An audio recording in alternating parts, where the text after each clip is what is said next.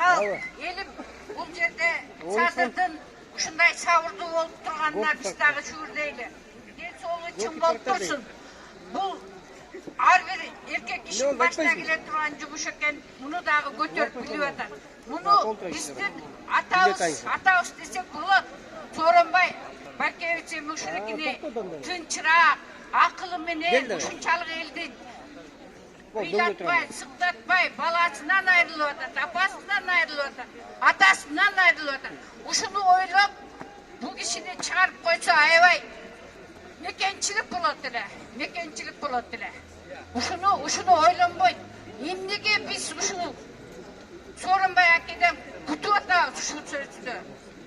Мейкіндікті берсін, садырды шығарсын, денсаулығы чын болсын, ушынша ел күтіп атады. Мен әрбаштан бүт елімнен сілерге разычылық білдірем.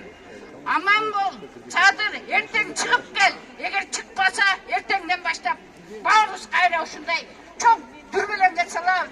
Сооронбайдың алдында.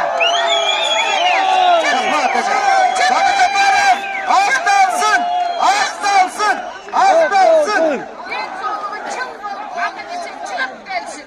Ошаға егелердің атынан, атбашылықтардан арчы Рахмат Эжеке.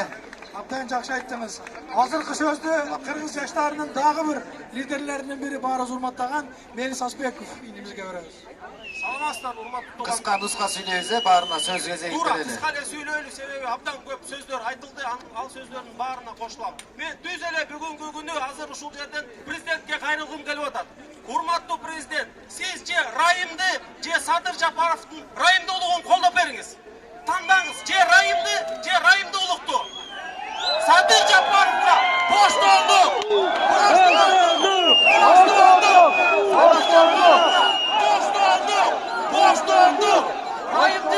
Райымдуулукту тандаңыз, урматтуу президент. Рахмат.